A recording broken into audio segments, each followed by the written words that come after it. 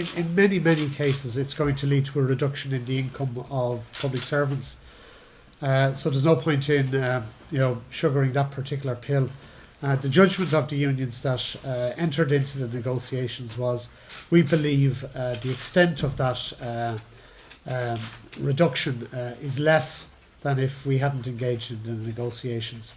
We believe the design of it is probably more fair, particularly towards people on the lower part of the pay scales, and certainly we hope that it will stand the test of when it goes out to the members, that they will see that we made the best of a very difficult lot.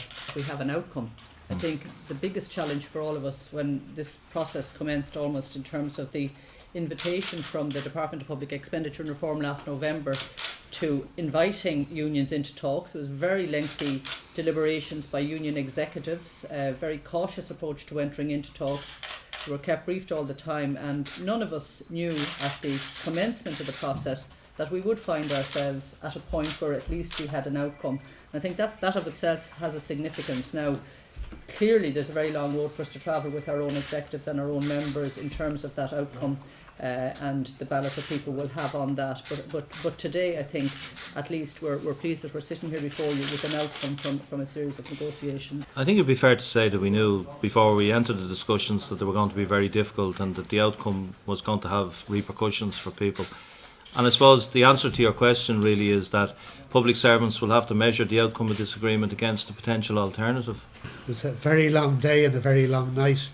I think there was a view amongst the great bulk of the unions that were in there that we were going to stay for as long as it would take to see if we could reach an outcome. There were many twists and turns, ups and downs, but the fact that they chose, and they did it with courtesy, chose to leave the talks, in reality didn't really change the dynamic that much. I would say that a decision will probably be required by sometime in April. We haven't had a chance to talk to executives or that, but just to get documentation prepared to arrange balloting. Remember, for example, the schools will be closed for a period over Easter, so I'd say we're probably into the middle of April, but don't hold me specifically to that date. Each individual union executive will, if they so wish, make the recommendations. To date, what we have is a set of proposals that the Labour Relations Commission brokered, and they are commending the proposals both to the unions and the management for acceptance.